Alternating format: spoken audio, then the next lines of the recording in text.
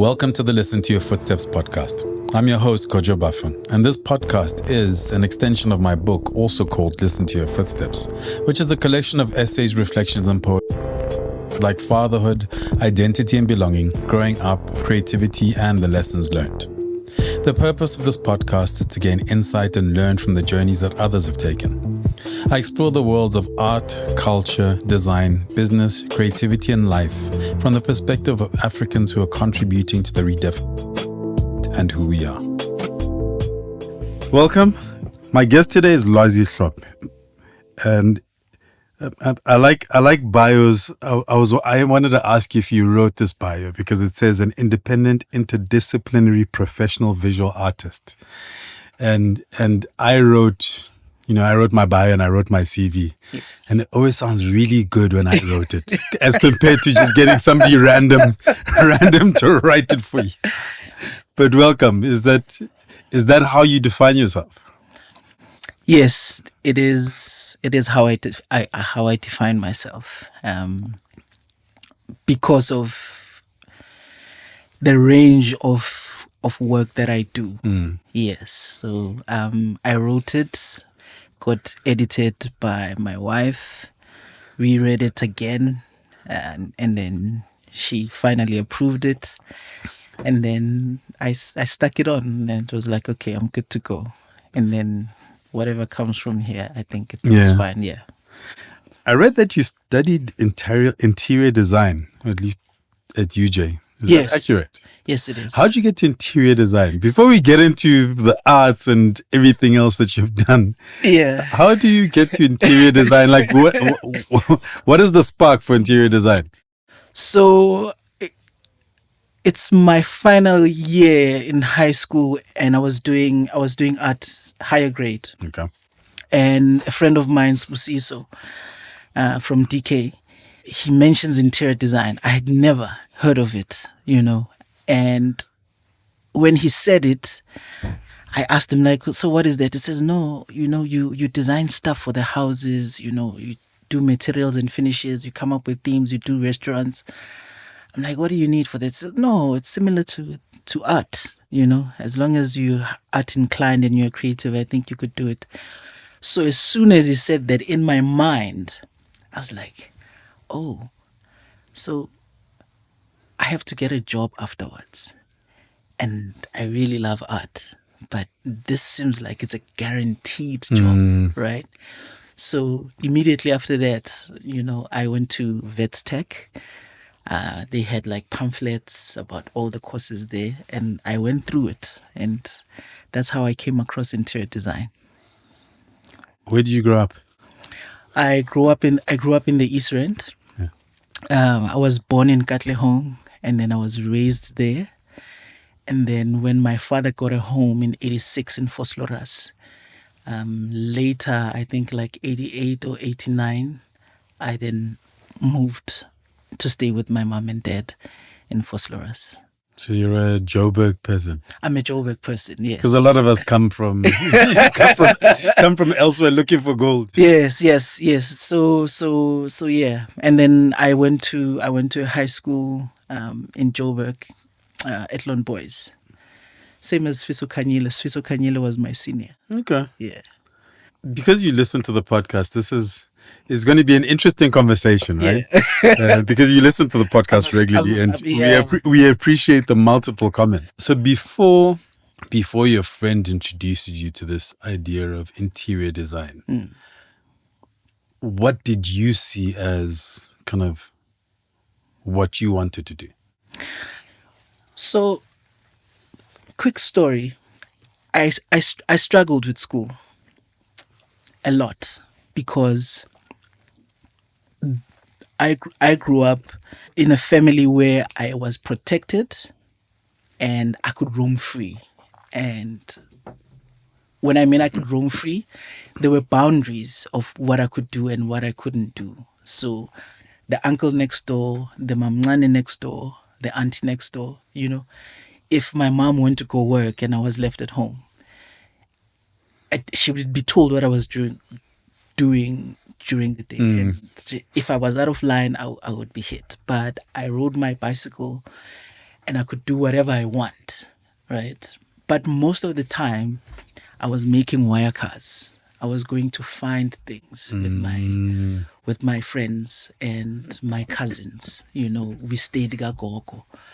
And then when I started school, now in hindsight, I had to sit in a desk, I had to listen, and it was very hard for me. So when I was at school and they asked us what it is that you want to be, I wanted to be a truck driver. Because in my mind, that symbolized freedom, and I could link it to my wire cars. I made a truck, and I could take this truck anywhere I want in the township, and I could roam free. And for me, I think as a child, that was freedom. So what I wanted to be was a truck driver, because that for me was like I could travel. You know, one day I'd be here, one day, but having that truck to go everywhere, it was freedom for me. It was never art. So that's what I wanted to be. Okay. Yeah. Did you finish your interior design? I didn't. So in my second year while doing interior design, I had the most turmoil time, if I had to put it that way. And I couldn't name things. I felt it, but I didn't have the words to say, this is what this feels like. This is what this is, right? So if you went into my interior design at Wits, say 2000, you could stand in front of the class. The white kids would be this side. The black kids would be this side, right? But I guess you're comfortable with your own people. I felt then I could, with whatever I did, I could never impress these white lecturers. Okay. They probably have seen it all. They've been here before. And I come from a background of, it's a different culture and experience, right? I'm here literally to get a qualification and get a job, But because I'm a free spirit, there were certain things that I felt, and now in hindsight, I know it was racism. I know I was being marginalized. I know I wasn't being looked at differently, so much so that I had a lecturer. Let me put it this way: the first time I sat in front of a computer was in 2000. Like this is my own computer I have to operate. It is an intimidating thing when you've never owned a computer, right? And I was really slow. So the one time we're in the computer room and then this lecturer he helps me. After helping me, he moves behind me and he says, "Stupid," And then I got so mad, and I went to him, I said, "Chris, say that again." He says, "No, but I didn't mean it that way. In whatever way you meant it, please say it again." So he says, "Lwazi, I didn't mean it," right? So that's when I started not engaging in class and doing all of that, The only thing that actually kept me going to interior design is because second year I got introduced to photography. Okay. And there was a dark room at the top, and I could roam around the city, expose my film, and then sneak in and then go develop the film in black and white, And then round about that time, there was also a lecturer in the fine arts, Mr. Mdanda, Sipho Mdanda, I guess as well, the arrogance of youth just also was playing in my head, I've always had a steady hand, and when I was in the fine arts side, Mr. Mdanda was taking me for drawing. He'd get so mad at me and tell me, like, "Lwazi, you are not listening to what I'm telling you to do," And I'd ask him, "Is it wrong?" He says, "No, it's not wrong, but we haven't gotten there yet, So you are frustrating me, I'm like, "But this is how my hand moves." He says, "I don't care. Trust the process. Trust that we will get there, And he also took me for printmaking.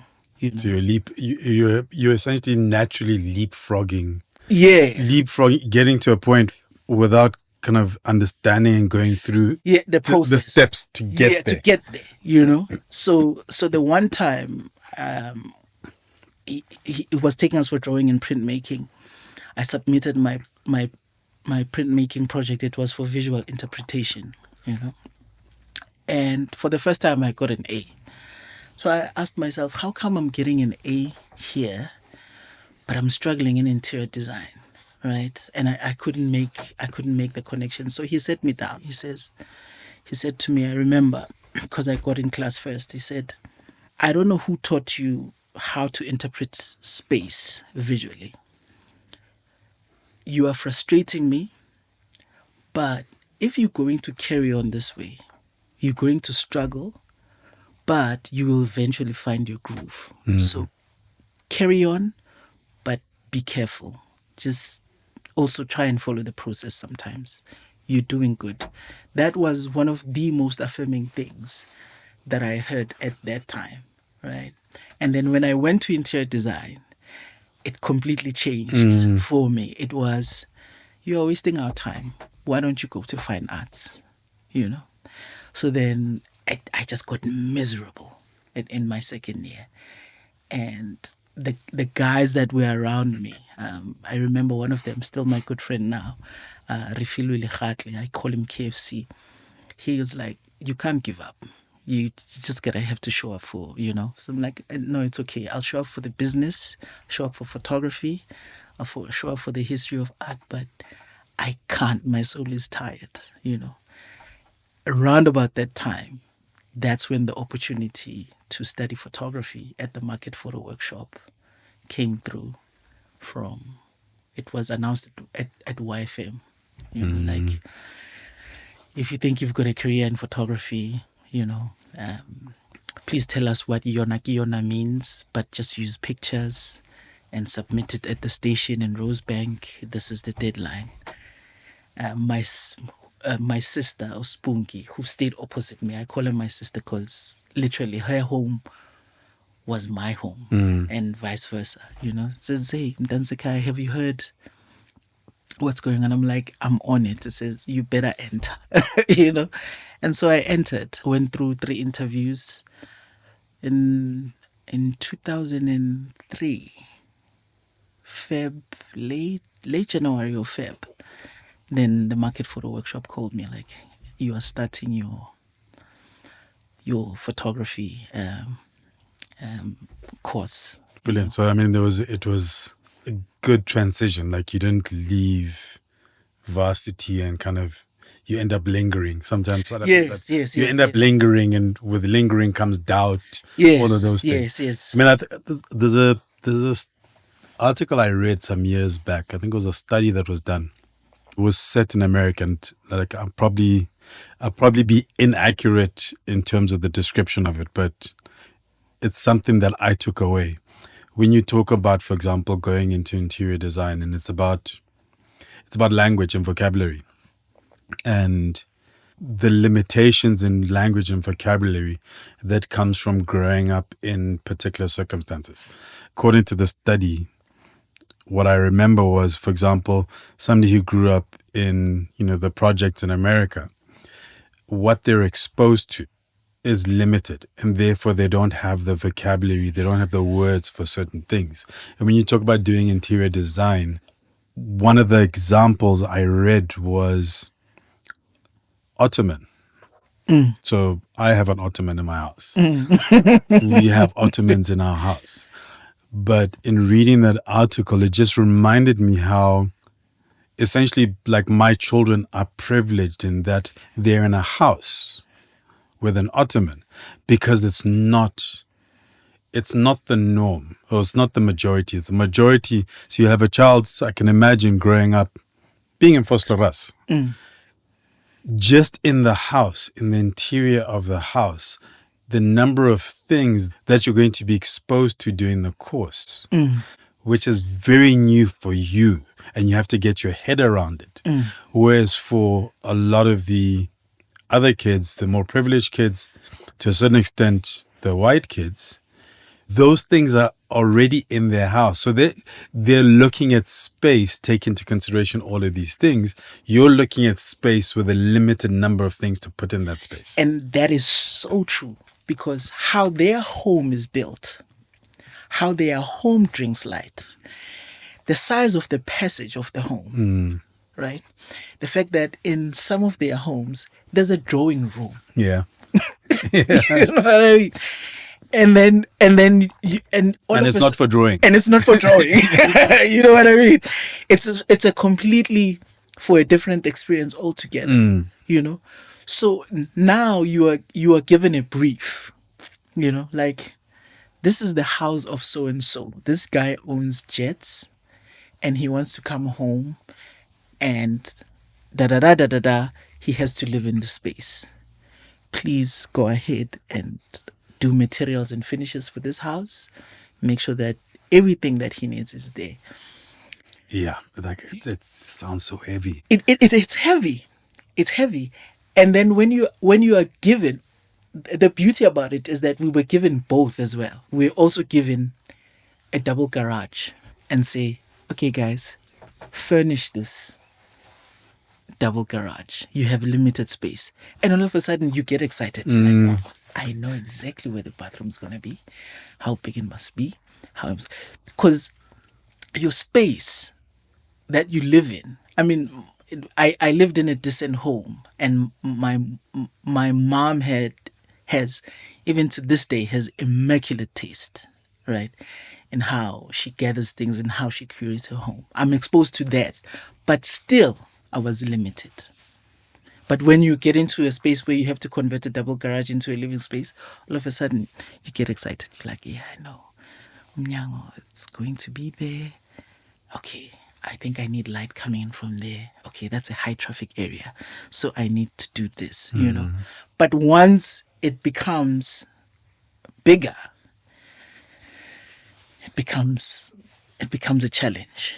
Because I find in terms of, because of this country's history, it's in the nuance. I mean, and that's one of my favorite words, right?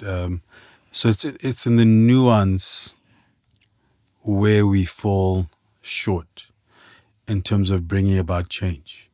And the nuance sometimes is in how I feel walking into certain spaces and whether I feel I belong in certain spaces. So it's common in kind of, let's call it retail spaces, and, you know, South Africa's like, I don't know, like the Americans, we became a mall nation, right? You know, Europe, it's more streets and, you know, areas where there's shops and Yes. you're on the street a lot more. There's a proximity to it. Whereas with malls, you know, you need to travel in a vehicle to go to a place, and then it's this enclosed space. But having talked to different friends over the years about, you know, this particular mall versus that mall, walking into this shop and feeling uncomfortable, even though we're 30 years down the line, and even though I have the disposable income in a particular job, but there's something about that space that says, actually, Wena, you don't belong in this space. That's true. And I'm trying to imagine at that time coming with all of these challenges and then being asked to create spaces that for a long time you were told generationally you don't actually belong in. It's a very hard thing to do. I don't think we understand the magnitude of it. It so much so that I don't know. I don't have the words for it, but it's something that you've never, you know, when you've experienced something and you felt it, and you can almost say, okay, this is familiar. That is not familiar. Yeah. But even the culture of it, there's a certain culture in the interior design world. You know, like, do you know who so and so is? Do you know who so and so is? You know, let me tell you one of the experiences that made us feel or that made me feel I don't belong. So when we go to, is it excursions, right? Yeah. Our fellow students, the white students, they've got cars, Mm. right? So they easily go to, Like, I'll meet you there. yeah, and we have to call the school and organize a bus and all of that. But that takes a while even to be approved, right? So one lecturer had a buggy, right? And we have to go somewhere to, actually we were going to Emarincha Park, right? Because we're doing something about color and organics. And during winter towards August, the leaves turn yellow and there's a red, and so we had to take those colors, try to build a habitat and build lines, shape and form. It was a mind exercise, right? So as we go out, we at the door and then we look and it's like, okay guys, so what's the, so because of whatever, whether we feel little or whatever, I don't know what it is. This guy says, okay, can the garden service get into my buggy? Yeah. Like, guys, we here now, but because it has to be done, we got into the buggy. We went to Emarincha, so there was never an initiation of sort to say, this is what is going to be like. These are what you're going to need. I mean, when my mom bought the first camera, it was 2,000 Rand second-hand at cameras, right? She was walking outside of her shoe. She cried when she got that camera. And we still had to get film, right? And we still have to get a foam board, a mounting board, over and above the fees that she's paying. So it just became a very unsettling place to be in. So when photography came, it was like, okay, here's an escape route, and then I could escape. What is it about photography? I mean, I can see, like you were saying earlier, it is tied to that idea of freedom. Yes. But can you articulate kind of what it is about photography? Because when you speak about it, your energy does shift. Yes. Your face does change. Yes. And even before we started recording, like literally when you speak about it, I can see it. Right? So I could never be a career guidance and counselor, and it's easy because it's with hindsight. But, kind of entering that thing at why, connecting with photography while you're still going through this kind of this very difficult experience in tertiary. What is it about photography? There's something about teachers that makes a student willing to fail and fail quickly and make it okay, So when we moved to second year, the guy who came in and took us for photography, he was a wedding photographer.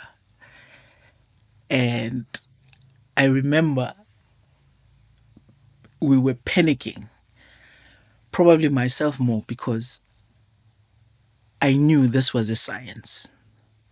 And I escaped science when I could in high school. I escaped mathematics when I could in high school. It's like, yeah, I can just do art and these things, right?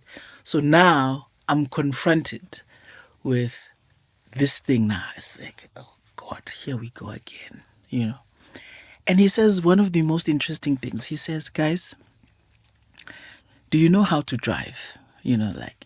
Some of the kids say yes, like, no, I've never driven. I've only reversed the car by this time, my dad's car.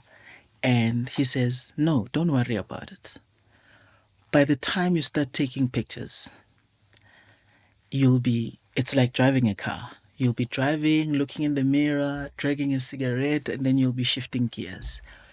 All of it, you'll do it without thinking. And he says, just remember this. We're using analog cameras. He says, just remember this. Whenever you take a picture, the needle has to be in the middle. Just remember that. And just take the picture. It's as easy as that. I'm like, that can't be hard. Even for me, I hate mathematics. Yeah. I'm like, that can't be hard, And that's what I do. we go to the city. He says, just photograph architecture, right? He says, here's a film, go and expose it. It's a black and white film. Go around the city. City was still safer then. You could move freely, you know. And I went to the city, photographed, and now I have to fill in these 36 frames, you know, fill it up, and I take it to him. He says, no, you have to now reverse the film back into its can. And he shows me how this is where you press, I reverse it, and then he takes us to the dark room. There is something about analog photography when you develop an image for the first time, because I think it's the shadows that come up first before the detail, right? And it's in the developer, and you're agitating it like this. And he had showed us the process, and then he took us through, you know, right? And he said, now do it on your own. I even remember the picture. It was the actual Verts building, and it just had lines and the windows at the back, and it had small figures in between, right? And I stood there, and I was like, this is magic. I was like, this is what people do for a living. I was like, this is crazy, you know? So now I started investigating the camera more, and I started just fiddling around. I realized that there's a slow shutter, like goes like what? Why does that sound different when I put it at 60? At 60 it goes like why is that? And then there's like F22 and all of that. Interior design didn't teach us that. Yes, his name was Chris as well. He said, just worry about putting the needle in the middle and the ISO, right? When it's too dark, just make the ISO higher. When it's too bright, take the ISO to be high. Your film that you get must match the ISO. And I started investigating so much so that I started sleeping with my camera. That's how interesting it was. Because your interior design guy he just wants you to get a picture to be able to show. Yes. To show what it is. Yes, your mood board, your reference. Yeah. Yes, right. But I got intrigued. So even when this turmoil was going around, right, I could now get my own film and just be photographing, right? I could start photographing small parties in my neighborhood now. Like, you know, I know how to take pictures now, you know. And I could reference it to the guys that take pictures on Sunday. Like, you dress up and, you know, they come around and then you take your picture and then you'll get it whenever.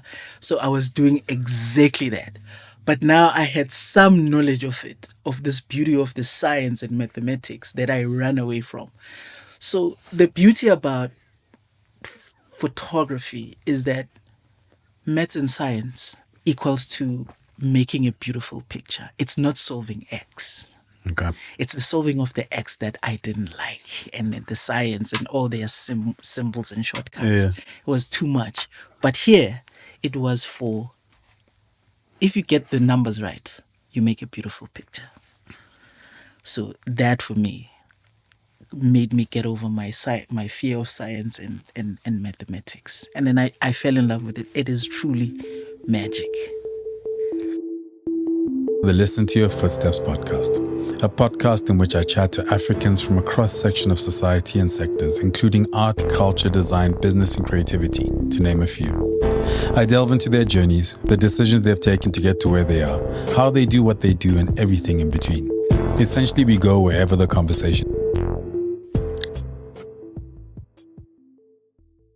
How do you get beyond this is the ISO, this is the f-stop? So what the question I'm asking you, because I did a digital photography course. Yes. Right. Just because I'm interested in, like, I take pictures. I saw a portrait of your son that you took. He's looking on the side. Yeah. Beautiful shot. Thank you. Beautiful. But that's like with my phone, I enjoy doing it. So for example, how I got into Instagram was through taking pictures with my phone. And at the time, I used to say the only hobby I have is taking pictures with my phone. Because for most people, it's like, you know, something to say I write poetry, I write this. And I'm like, that's what I do for a living. Like, that's my job. Yeah. So the thing that I was doing that just for myself.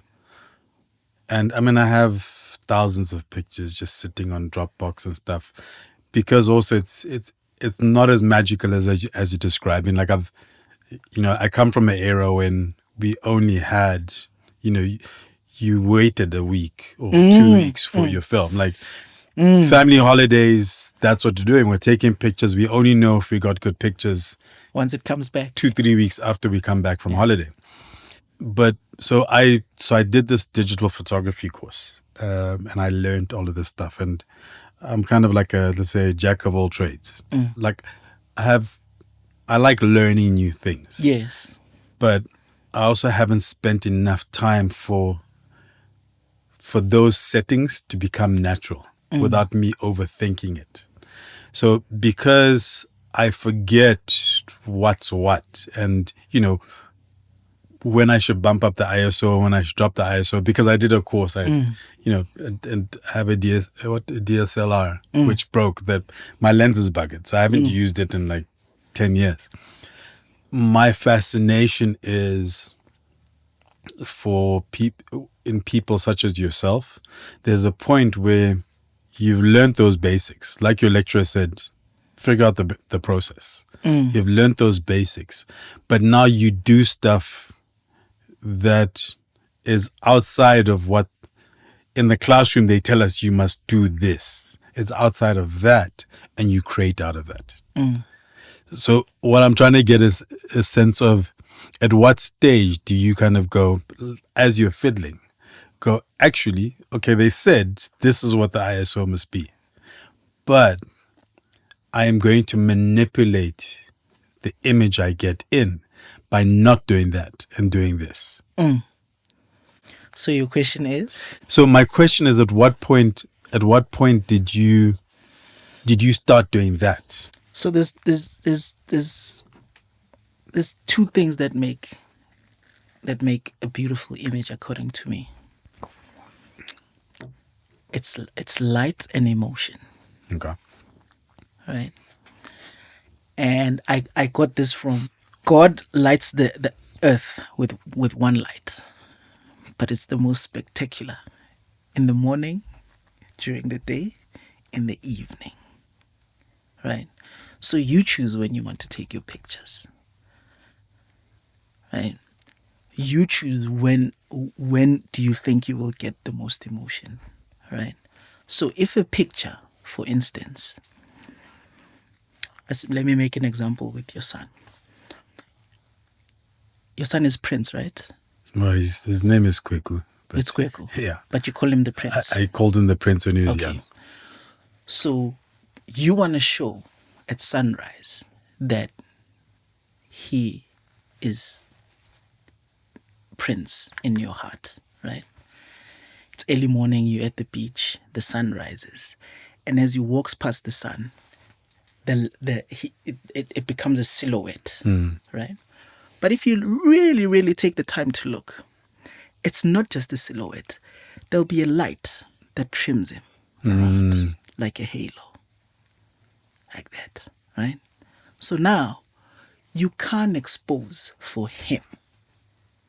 You have to expose for the highlight that's behind him. So you just say, stand right there, right? And you measure the light, the highlight. And once you take that shot, you'll actually see the trim there, right?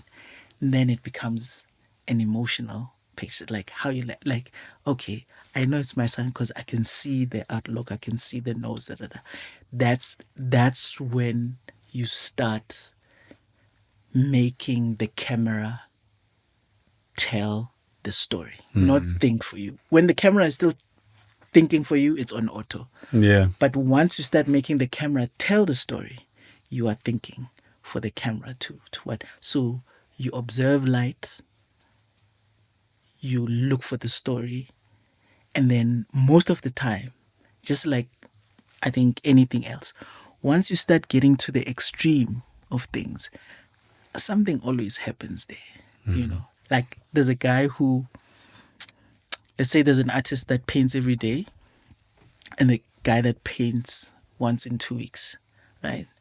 The guy who's going to get the magic or hit the magic quickly, it's the guy who's going to the extreme. So there's something beautiful that almost happens on the extreme. Yeah. Yeah. So it's emotion and light. Yeah, maybe I'll go back to it. But I'm also a do something every 2 weeks person. Yeah, that's okay. And I recognize that there are certain things that I could probably flourish in, but I don't necessarily have, let's say, the time. Yes. So simple as like audio editing. So Yes. this podcast. Yes. Like I know that if I took the time or I devoted the time to it, I'd be able to edit myself. Yes. But it's like, okay, with the long list of things or responsibilities and things I have to do in life, do I have that time? Yes. So it's about making the decision to kind of go, okay, this is where I'm going to put the bulk of my time, because we live with finite time. Yes. Time is not infinite. Yes. So when you went to market, did you start working then? Was that at that point, did you kind of go, oh, okay, actually I see the path to, it's going from interior design looks like like a job I can do, and then finding photography and getting into market. Did you then go, oh, actually this is my path now? No. I was happy to be making images and getting a stipend, And when I met my wife, it was even more reason to show up at school, because chances are she'll be working there, and I'll get to have coffee with her. I still couldn't think how does this photography thing become a job. And the Market Photo Workshop had a great relationship with the Star newspaper, but I couldn't see myself doing the journalism thing, and the reason why I couldn't, it was also because of the trauma that I experienced during the 90s in the East End, when the hostel dwellers were fighting with the and I saw it. I saw, even though I didn't know it then, but the guys like Austin Brook, who worked for the Star, João da Silva, who did a book called In the Company of God, and he I think he lost his foot at some point in time. I couldn't re-traumatize myself and go back there. I've seen it all. I've seen people being eaten by dogs and all of that while I'm going to school. So I was like, no, I'm not going there. This is not happening. There's someone else who's done that, and there was the guys called the Bang Bang Club. Yeah. They were doing all of that, and they did it beautifully. Yeah. They were just poets. I was like, I'm not going there. And then there was a guy I was close to. He brought back pictures of an event he shot, and there was TKZ performing. And he shows me under the table, like, hey, don't show anyone, but this is where I was. I'm like, how do you get these gigs? It's like, you just call event companies, you let them know what you do, and And then I was like, okay, cool, no problem. The one time he goes to Ghetto Rough. He photographs Zola's CD cover, comes back with it, like, I photographed Zola. I'm like, guy, what? And he shows me the picture. I'm like, this is crazy, man. This is what you do. He says, yeah, this is what I do. So that, for me, looked like something that I could do, right? And then I just was like, okay, I have to place myself in a situation where I'm able to photograph music and all of that stuff, maybe, So in Vosloorus, there were something called ciphers on Saturday.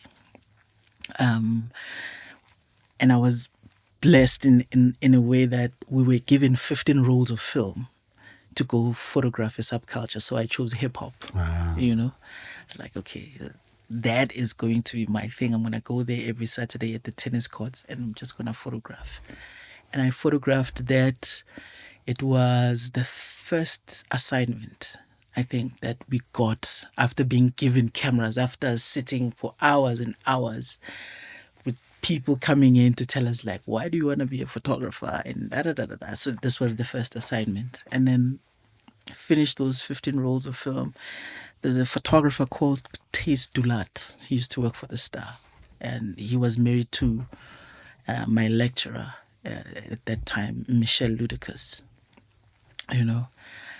And my presentation skills from interior design, you know, where you mount your pictures and all of that, came into play. And I had tons of paper at home because my mom and dad are teachers, you know, so I had like beautiful paper, you know, so I printed and I could print very well.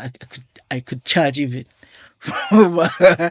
Some of my classmates like, no, if I'm developing a film, yeah, it's gonna be $50. You're like, 50, like, yeah, I'm not wasting time here, you know. And I processed the film, so I made the prints, and I developed a very close relationship actually with my lecturer. You know, she was photographing weddings, so when I was doing nothing over the weekends, she would invite me, like, you wanna go? We're photographing a wedding. It's nothing much, but I'll pay you. You know, so I got to even get more out of her. You know, during the time. So I submitted that assignment. It was one of the things that kind of showed me that, you know, actually this thing could be a thing that you do, you know. I don't know how I got to do DJ Fresh CD cover. He called me once. There was a guy called Mzura, I think it's his name. Yeah, he calls me like, looking for someone who's gonna do a CD cover for Fresh. You know, I think there was a record label in Senton. I can't remember what it was, and Fresh, I think, was signed to it. You know, and I got there like, yeah, we're looking to do Fresh House flavor. I think 4 whatever, and we heard that you can take pictures. I'm like, yeah, I can take pictures. Like, okay, cool. I need you to do this for me. I'm like, okay, sure, no problem. This was much later in the year. I show up at Colette Drive. Fresh shows up immediately after his show. He gets to Colette Drive.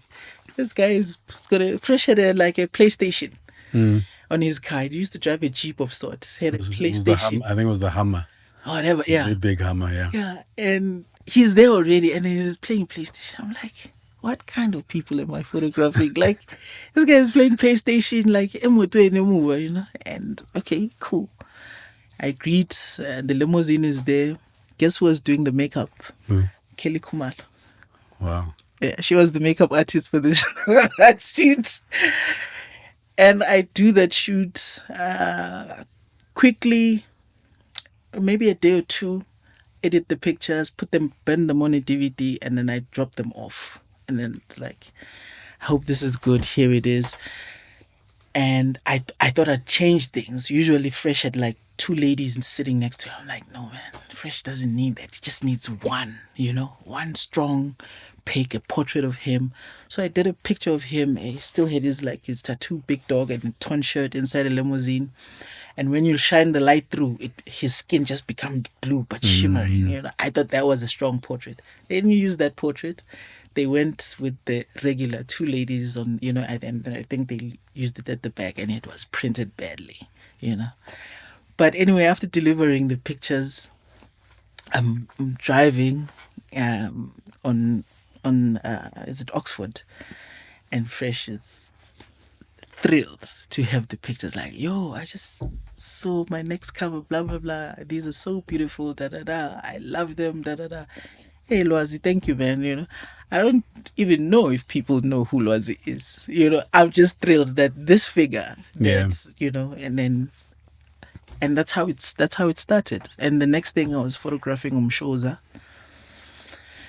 and then it just trickled from there. But then even after that, when the course finished, I couldn't get gigs. You know, it was just those 2 CD covers. But luckily, through my wife, I got to tour with Malaika and the music band, you know. So I was their tour manager. One day you here, one day you here, one day, you know.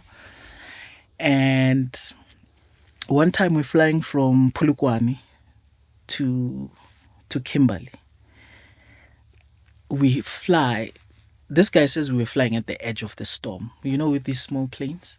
He says we were flying at the edge of the storm, but it didn't feel like we were flying at the edge of the storm. It felt like we were in the storm because where we were sitting, you could see the lightning, and the plane just drops like quickly. And you know, luckily we had the calmest driver, a pilot that was flying this thing. And then we land. After landing, I'm like, I'm gonna die on the road, managing other people's talents and just not sleeping in my bed. This is enough. I have to just stop. This is enough, you know. So I stopped. Maybe a couple of months later, my wife says, "Why don't you try YMAC?" I'm like, you've got music pictures there, music culture magazine. Just go there. I go, and I see Kaboom. I just never made an appointment. You know, Kaboom says, "Yeah, come see me next week." Next week I show up, Kaboom is not there. I show up the next week, Kaboom is not there. I'm like, no, I shouldn't wait a week. I should show up every day. Yeah. And then I show up every day. Right? Eventually he says, "Oh yeah, can I have an appointment with you?" I'm like, "Yes." You know, I'm sitting I won't say anything. I know him very well. so I'll come to the office, you know. And then he just goes through my portfolio and says, "Yeah, I like your work. Okay, cool." And then he says, "I'm going to give you assignments. And then, see, I just need portraits of these people, you know." Like, okay, sure, fantastic. I deliver, I think, the next day. I go home, make calls, make appointment with these people. I deliver the next day. He says, "Hey, are you finished?" I'm like, "Yeah." He says, "Let me see the pictures." I say, "Oh, I like these. Oh, okay, here's another one. Go do this one." And then I go. I think I photographed Brown Dash or someone, you know. And I photographed him at a coffee shop using one of these lights, you know. So like, it's almost like the light falls on him. I'm like, "Hey, it's terrible space here." But anyway, I shoot it. I send it to him. He's impressed, you know. And he says to me, "Have you shot a cover before?" I'm like, "Yes, I have." And I've never shot a cover before, but I wasn't gonna let this opportunity pass, you know. I'm like, no, like, I'm not gonna let this pass. So I'm like, "Yeah, I've shot a cover, of course," you know. And then they show me the previous cover. It was Kabelo. I look at it, I'm like, I just have to beat this cover. That's all I have to do. I don't think I slept for like 2 days trying to figure out the lighting and everything. But the issue that I was going to photograph was the sex and love issue. I remember it was Feb, right? And as it was being discussed, it was between Nhlanhla from Mafikizolo and Tsidi from Malaika, right? So we start with Tsidi. Ntato Mashishi was the makeup artist. There's a venue booked in Melville. There's Nontle, there's Lira there, there's Dineo Ranaka, but the cover is going to be in Nhlanhla. It's a lingerie shoot and everything. I am nervous. This is I'm here now. This is what I've wanted. You said you've done this. Yeah, I said I've done this, you know. I'm not seeing anything else. I'm thinking lighting, I'm thinking composition, and working with people like Ntato Mashishi. I don't think people understand how brilliant that guy is. Ntato doesn't only do makeup, right? He tells you the poses that could work. And he had worked with Nhlanhla before, right? So Nhlanhla is comfortable with everything. We shot the whole day, and the pictures came out, and then they said, "No, look, we can't use these pictures. They're too sexy. Nhlanhla's husband will not approve." And I was like, "Okay, cool. We have to go with CD." We went with CD, same venue, kind of do the similar thing. And then that issue went from 7,000, I think, to 15,000. And in cover sales, right? You would know what cover sales are. It's like, and that's when Earl Joseph, the publisher, offered me the contract. I wasn't meant to work at Y. It was that cover that like, okay, guy. Well, we could say you were meant to. We're and meant. you were in place and time Yes. to be able to do the thing, take advantage of it, Yeah. to work at White. So Yes. I would argue the opposite. You were meant to be there. Yeah. Well, And the universe put the things that trust the process. Yeah. Put the things in front of you that you needed At that time. needed to get you to the next stage. Yes. So that was the time, and I think it's that issue. I'll check when I get home. I'll send you the picture that I took of you. I think it probably was one of those issues that I met you for the first time. So after that, I find a copy of Y magazine that had Nhlanhla on the cover way earlier, before I worked, that published my first pictures. So I had come full circle now. Like, these are the upcoming next photographers that kind of will be photographing in South Africa. Yeah. And that's the first magazine that publishes my pictures. And now I am chief photographer. And they are the publication that then has you. Yes. As chief photographer. As chief photographer. So unintentionally they were accurate. Unintentionally they were accurate, you know. So that for me was like, when I saw it was like, oh, we're here now, you know. And then that for me started opening doors. And I'm grateful for Kaboom for these opportunities, you know. It started opening doors for me that I would have never have dreamed of opening, you know. The one day you're at Kalawa, you're photographing, Mandla Speaker says, I need a CD cover, you know. Oskido says, oh, I saw what you did for Mandla Speaker. I want the same thing, you know. And the one day, you literally have legends of house, all of them, in your studio. Glenn, Ganyani, Oskido, Christos, Vinita Vince, if I'm not mistaken. I could be missing someone, but all 5 of them, they show up in the studio. You're doing Legends of Cover thing, right? And then the next cover, it was a thingy. Black Coffee was a contender, right? And the question I had was like, how many events have like all these 5 in one bill and they are here? What am I gonna tell Glenn to pose? I'm just a young man. Like, I did sit like this, do this. Meanwhile, they need help. You know? And it was I think I took 15 minutes shooting that cover. It was 15 minutes, and then that was it. And then the following day I did the Contenders, which was Black Coffee. Funny now how he's become crossed over to the other side.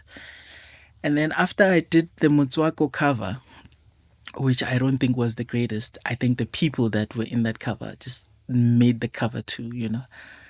It's like, I think I've done enough. There are probably, before I started shooting at the magazine, there's covers that define YMAG for me. It was the Kwaito Nation. It was what Lee Kasumba did with the hip hop, right? He did a beautiful cover with that. I think it was a DPS, right? Actually, I wrote for that issue. Yeah, I wrote something for that issue. Is it? Yeah. You know, and for me, the other one was then the Legends of House. When I look back, I was like, okay, there's Kwaito, there's hip hop, and then there's house. Yeah. I think the history is told, right? And it captures the time. I was like, if there's anything more here, I don't know what it is. You know, I think I've done enough. And I had started getting more freelance work, you know. Then people like Black Coffee called, like, I need a CD cover. You know, Zonke called, Unati called, you know. But what started happening is that the demand started getting higher, but the quality of the work wasn't as great. you'd have people who'd spend time, like Unati spends time on her CD cover. You know, Yeah. you meet with her, she says, "This is what I want, Zonk," and all of that. But the other people, I felt like they were not putting enough effort. So it was just point and shoot, point and shoot. I was like, this is not happening, you know. So after quitting YMAG, and then I stopped shooting, like doing photography, and then that's when the next cycle of my creativity started. Then it was just misery. Is that when you started exploring art beyond photography? Yes. Or had you always been? While I was doing photography and all of these things, I've always had a sketch pad with me, like, and a pen.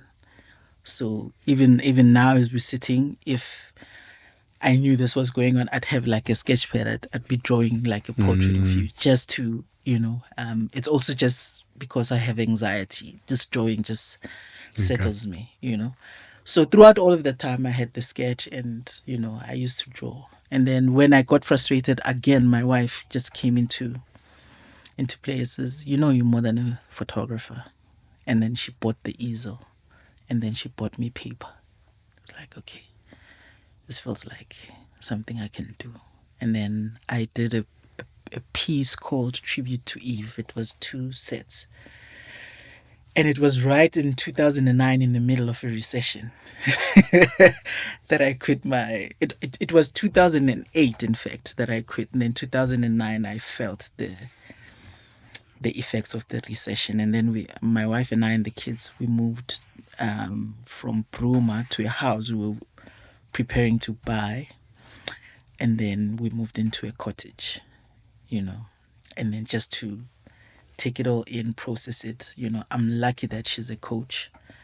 And then she just kind of coached me through everything. When you say you quit, what were you doing? I was doing photography, but I was doing CD covers and everything. Okay. But also up till 2009. Yeah, up until 2009. But what was happening is that also digital cameras became cheaper. Yeah. And then everyone that could buy, you know, like, oh no, a CD cover, oh, you charge this much. Oh, okay, I can get someone to do it for less. I'm like, okay. You know, and the people that really wanted cool stuff, then they, you know, I could work with them. They allowed me to experiment and all of that. Here's the funny thing. Throughout working for the magazine, I probably have one of the craziest picture archives. I'm sure.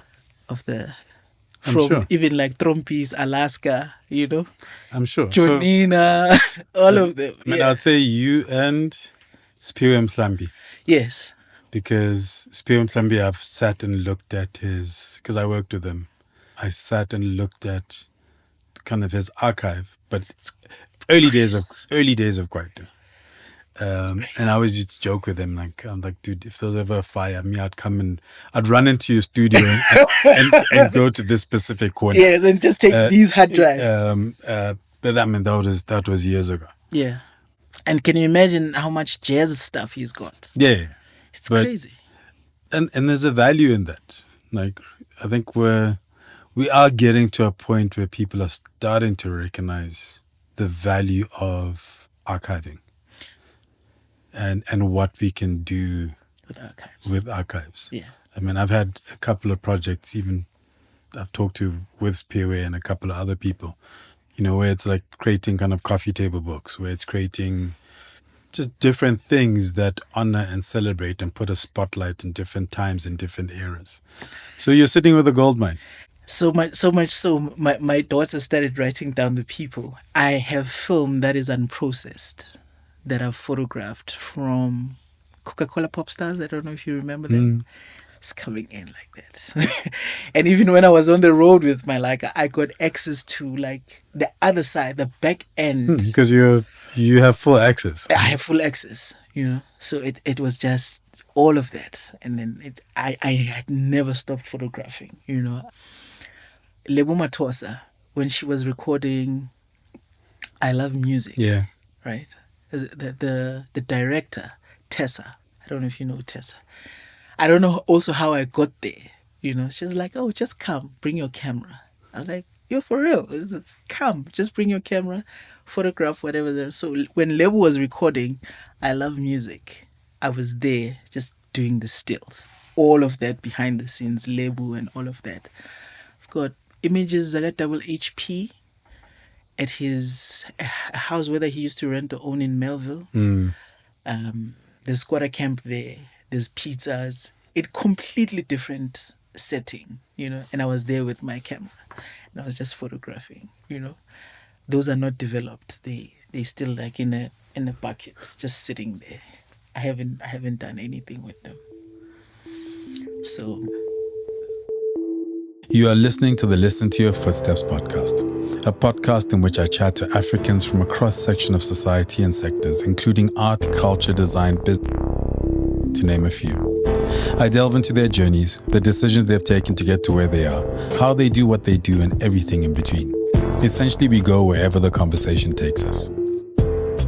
So you're doing sketching, and I was fascinated when looking at, for example, your artwork, the fact that you use different mediums. Yes. So from sketching and making photographs, when do you start experimenting now with just, okay, these are the different materials and mediums available to me. Let me create using that. Like, what's your process in terms of creating an art piece? The process is similar to how I used to do it when I was a kid. And the reason why my work looks different is because it was the economic times. I couldn't afford paper. So the best thing to do, my wife has a thing, it says show up, and show up for yourself, if not for anyone, right? So I had gotten tired of making excuses that I don't have paper. So every product that came into the house, I opened it up and then felt it. I'm like, oh, I think a pen could move here. I think Koki would move here. Okay, cool. Let's try it. And it's literally me opening it up, feeling it. And then I don't make like compositional sketches, color sketches or whatever.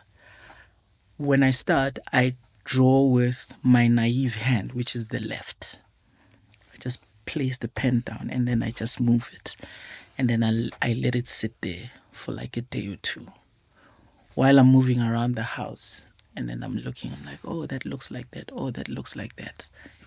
And then I just carry on. I build it up. It's a call and response thing. Call and response, call and response. And eventually it will surface. Like, oh, this is what it looks like. And then I carry on, right? And then once that art piece sells, then I could afford paper. And then I go to Herbert Evans and then I get paper. And then I carry on and then I do the other work. But it's not a process that is not familiar to me. It's the same process when we make wire cars.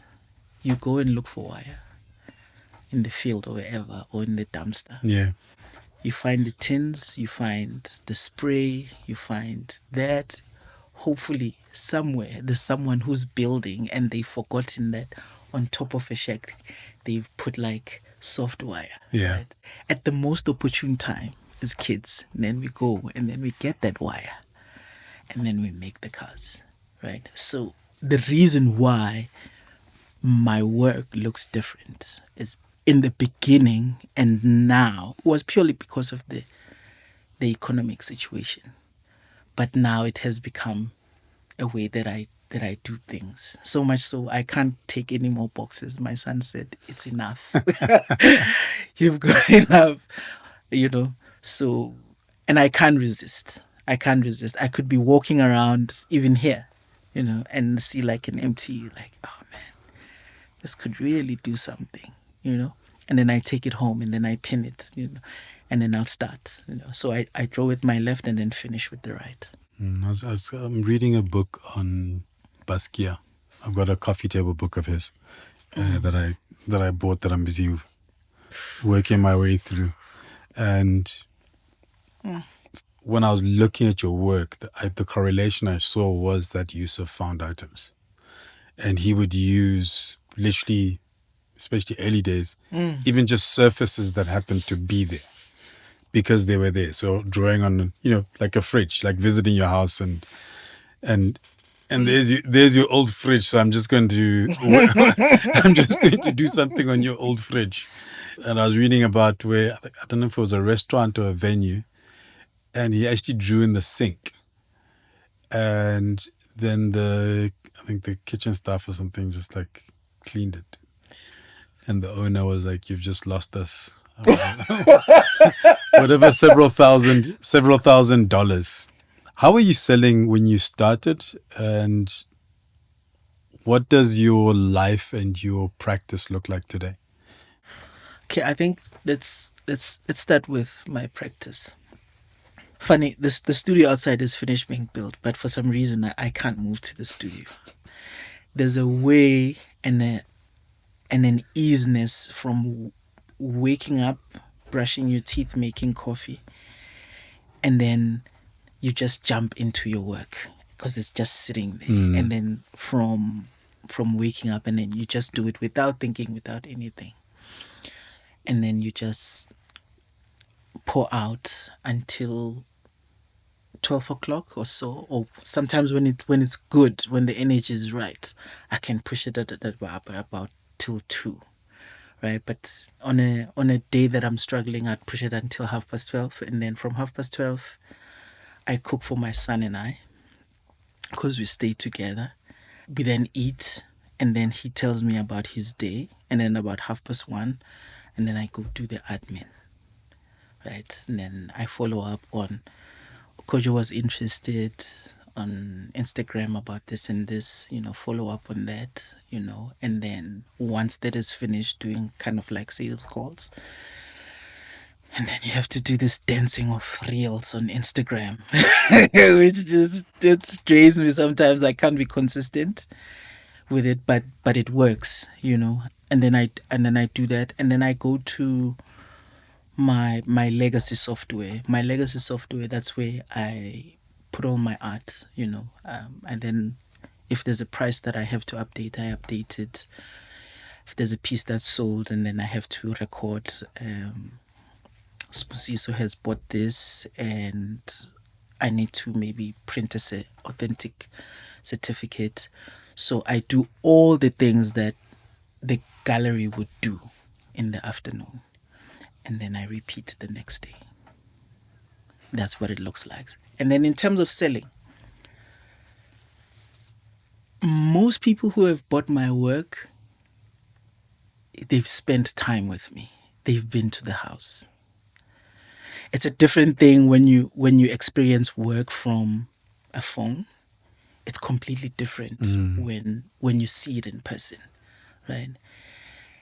And I think I love that, because as compared to a gallery, you will hardly find the brilliant Makamu at the gallery, and then you ask him, what were you thinking when you were doing this? How did it come about? And then he would narrate like, oh, the reason why I did this and this and this is because of this, So that's how I sell. People literally come to the house and say, hey man, I want to drink coffee.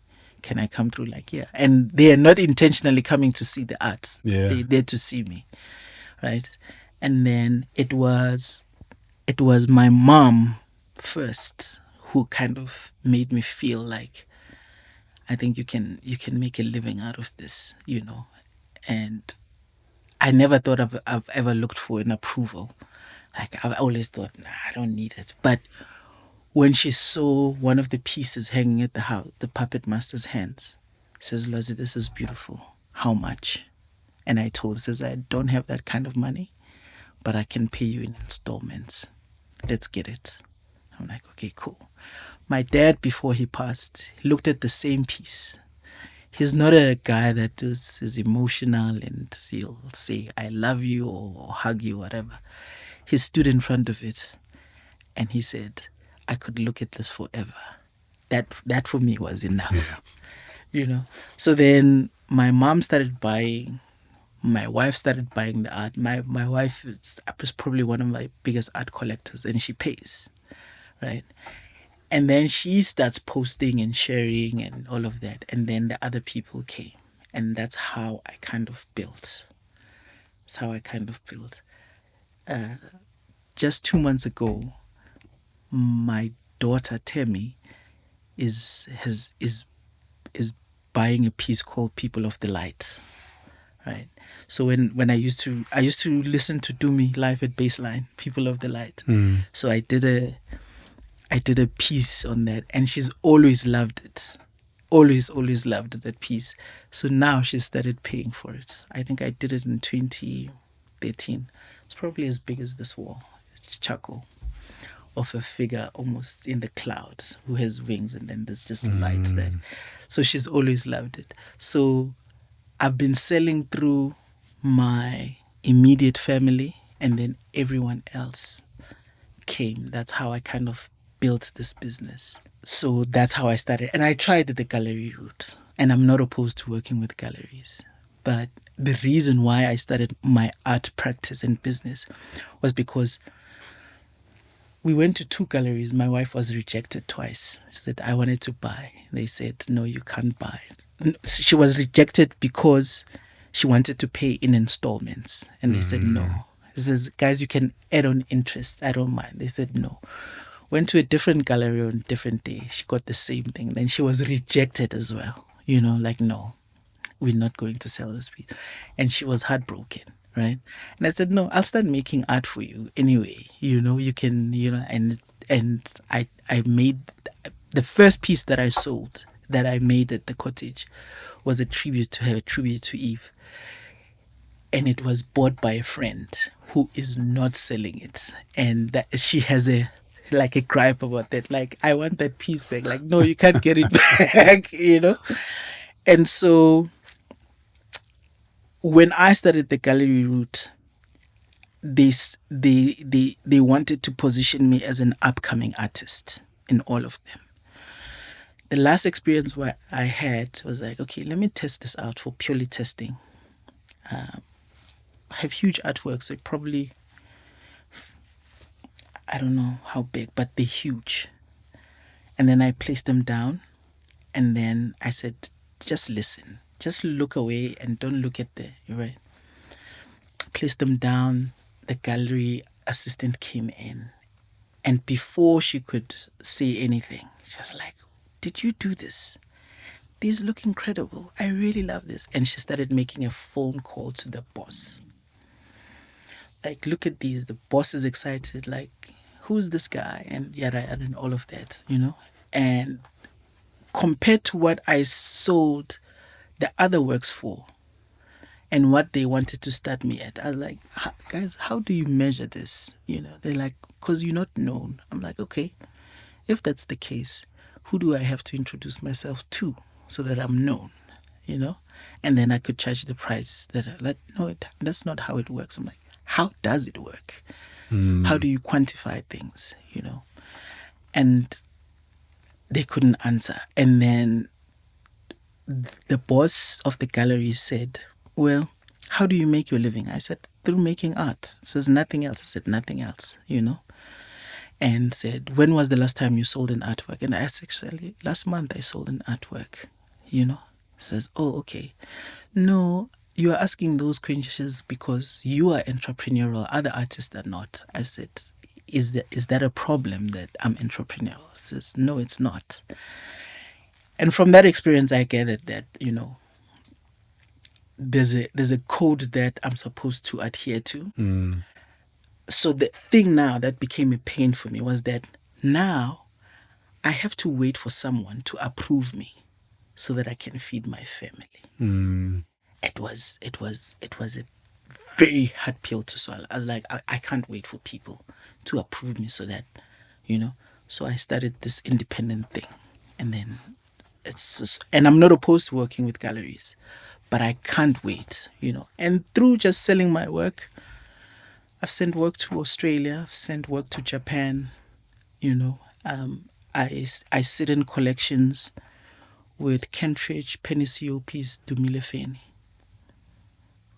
Right? So I've had small yeses along the line that have told me that it's okay, just keep going, and that's how I sell, and it's working.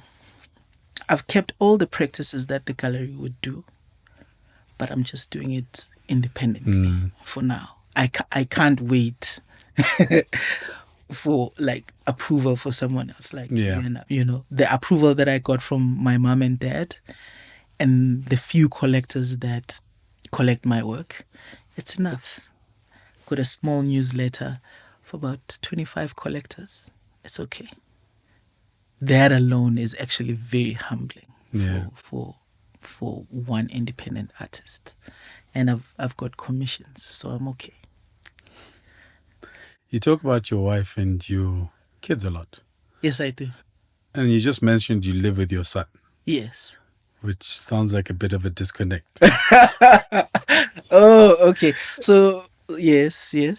But I think, you've talked about the role of your wife in terms of she sounds amazingly supportive. And my mother. And helping you kind of create that foundation and get to where you are. Yes.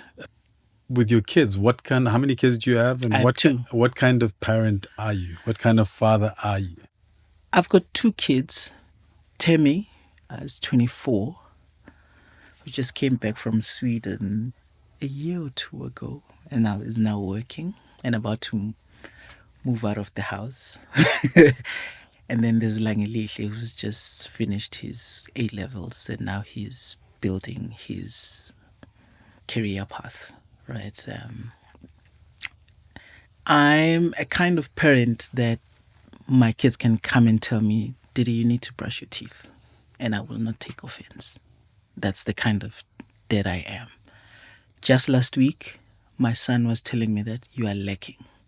Your routine hasn't changed. It has changed, I mean. You wake up, you do the work like you always do, and then at 12 you watch basketball. You are lacking. And I'm not saying this from a place of, I'm not seeing what you do as a dad or all the things that I value, but I know that you can be great. I'm just putting it out there. We had just dropped off my wife at the airport. The same conversation that my son was having with me, my daughter was having with my wife. Like, Daddy is not doing what he's doing. We know what it's like when he's great. Whether it's year-end fatigue or whatever, I don't know what it is, but I'm the kind of parent that my kids can hold me accountable. And I trust the process, and I trust that they're intelligent enough to also know the values that I was raised with, that my grandmother, and both their grandmothers actually, and their great-grandmothers have instilled in them because they are in the house, So I'm that kind of parent. I will not tell you what to do, how to do it. Is that what you want to do? Okay. So if you know that's what you want to do, then you know the actions that you have to take. Your mother's modeling it. I'm modeling it. When I say I live with my son, my wife works between Cape Town and Joburg. Okay. She's a facilitator. So there's a place in Cape Town where she lives. We do video calls every morning just to catch up. How are you feeling? Are you well? I'm good. Check in during the day. And then once a month, then she flies this side, and we carry on as husband and wife. You're right. Do what we need to do. I cook most of the time. Right? She hates cooking. She'd rather do the cleaning. So it's that kind of a family. Okay. Yeah. Thank you very much. Is that it? That was awesome. Yeah. That was awesome. That was quick. I was nervous. That was quick. Thank you. So hour and 20 minutes. Hour and 20 minutes. Oh, okay. By the way, I must tell you, thank you so much for creating this kind of space for me as a person who works by themselves, always at home, for you calling people to just have conversations like this, it's so remarkable. It's so remarkable. I don't know if I told you, but it gives me a vocabulary to name things that I've experienced and that I haven't experienced. Like, oh, so this is what it looks like. And then I can navigate my journey better. So thank you so much. I really appreciate this podcast. I mean, I also, I guess we're not ending, but I also appreciate the comments. So I was sent a clip, a screenshot of something that you'd posted about the podcast. Yes. By Mongezi. Oh, Ntati. Yes, yeah. Yes. So he sent me a screenshot. And I said to him, it's one does these things. Just like for you, it's always been kind of creating, there's a naturalness to it. For me, I'm fascinated by people's journeys, and how you get to where you get, because it's never linear, right? Yes. And my work has kind of put me in places where I get to talk to people. So when I was in magazine, even when I was freelancing, you go and you talk to somebody, you ask them questions about their life and their journey. And then you walk away and it's like, okay, there's this thing I was trying to make sense of. But the way that person has articulated it, the penny drops, right? Yeah. So the penny drops. And because I ended up, so I don't come from a journalist background. I don't consider myself a journalist. I'm a writer. Like you with the Star and not wanting to go into certain spaces. I'm not comfortable entering certain spaces and asking people about certain things. Like, like if there's been a loss, like I am not the person to kind of go in and now you're dealing with grief and then I'm here to ask you questions about what happened. Because it's in the news. There was a flood or you've lost a child, and that I must now come and interview you and ask you how you feel about it. Like, I'm not that person, right? But having ended up in particular in magazine, where I get to talk to people about the positive in their life, touching on the negative, but it's also with hindsight. So a platform or a medium like this, for me, was always a natural extension. So whereas I did it before for magazine, it was like, well, I also have, I'm privileged in that I have certain access. Yes. I have a certain professional reputation, which means that people who maybe not be comfortable talking to other people would be comfortable talking to me. Yes. And it's true. And I like talking. And I like having conversations.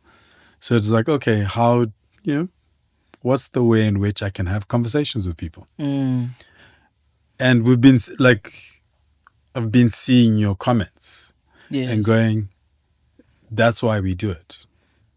And you weren't invited because of your comments. Well, you invited because of your comments, and the message from Mongezi showed me somebody else that would be interesting to have a conversation with. Yeah. But it is a validation in that, okay, there is someone out there. Yeah. My work has never been mainstream. I don't consider my work mainstream. But I've done it long enough to know that there'll be that person out there for whom it resonates and for whom it has a significance. It hits. And that's amazing, and that's kind of why one will continue doing it. Yeah. So in a very long-winded way, in reverse, it's I am feeding you, but you're also feeding me. Oh no, it hits. It hits. It hits. Even my son is like, hey, you listening to this again? Like, yeah, man, And he also finds it interesting, because he also has like a. Well, I'll make this quick. My son is a beat maker, but he stopped, which I found it fascinating, and he said, "Daddy, making money here is going to be hard, and also I've seen you how much you struggle. I don't want to rely on my talent to make money. It's fine. I'll practice. I'll do the cello on my free time. I'll do the beat on my free time." And he does it. As and when he feels the inspiration, he'll go to the PC and then like, listen to this. Did you hear this Miles Davis thing? Did you hear how Dilla sampled that? Okay, cool. And then, and then he'll go and then he'll sit and it's like, okay, I've done it, I'm done. And then he'll leave it alone, So he also finds things in your podcast that kind of like, oh, okay, cool. So I can approach it like that. Okay, cool. That was because it's earshot. That was my lesson. Yeah. So my son also makes beats, and I've talked about it several times. But when he started and would sell beats to friends, and they're all 14, 15 years old, so it's not like they have all kinds of money. And in the beginning, I'm like, listen, I always tell my kids they'll never have to enter a competition like idols. They don't need to. They don't need to, yeah. There are enough people in close proximity. And there are doors that are easy for me to open. They have access that most people don't have. And we used to have this conversation around the business side of it. And we'd argue. When he was 14 especially, would argue and be like, listen, there's royalties, there's paperwork that must be done. And that's what I chatted to Munya about. There's all this stuff that must be done. And he was like, no, I'm bothering him. And I made the decision because I was like, actually, just because he does this doesn't mean that this is what he's going to do with the rest of his life. And if he is cool with selling a beat for $400 and it's a hobby, who am I to now go, oh, let's create limitations and confines around it? And if down the line he regrets it, that's also part of life, right? If down the line he reaches a point where it's like, oh, actually, I should be doing X, Y, Z, I'm like, okay, that's cool. That's his lessons and his journey. I always tell my kids, listen, I'm finished school. So whenever they're messing up or, marks are low, I'm like, guys, I'm done with school. My job is to just ensure that you get a good education and you complete high school. And so it's sometimes taking ourselves and our ideas of how our children, what they should be doing. Yes. We can see the talent. Yes. And we can also see where it can take them. Yes. And it's like, actually, maybe they just don't want to go down that path. Yeah. Yeah. And I battled with it for the longest time. While on the other hand, he was like, yeah. Just the thing I do, Yeah. And his mom was like, but Langa, you can be like, yeah, okay. But once he puts his mind onto it, like what he's doing now, it's like, wow, guy, you're actually doing this thing, so yeah. And the universe, I think as a parent, I'm learning it's sufficient. Sure. Yeah, it's sufficient. Whether they start something now, in a year's time they stop, the universe is sufficient. There'll be more opportunities. It never stops giving you opportunities. It just gives, and then you respond the way you respond. Like, okay, you fumbled this one. Okay, cool. Let me give you another opportunities, and then you don't fumble the other one. You actually handle it with care. Yeah. It takes you to another. So, yeah. So I really appreciate this podcast. It's a beautiful audio staple for me. Yeah, thank you so much. Thank you. Thank you. Cool. The Listen to Your Footsteps podcast is produced by Zebra Culture. If you have ideas of what we can do better, people you'd like us to have a conversation with, or would just like to share a thought, you can email me on info@zebraculture.com. To check out past episodes, go to kojobuffer.com/podcasts. And if you enjoyed this episode, please share with a friend. If you'd like to get a copy of the book, Listen to Your Footsteps, check out kojobuffer.com/book. There are details on the various spaces it's available at. I'd also appreciate it if you could leave a review or comment wherever podcasts. Finally, there's the Zebra Culture by Kojo Buffer newsletter, where on a weekly basis, I share a curated list of articles, playlists, videos, etc. that have caught my attention. Thank you for listening. I hope you enjoyed listening to the conversation as much as I enjoyed having it.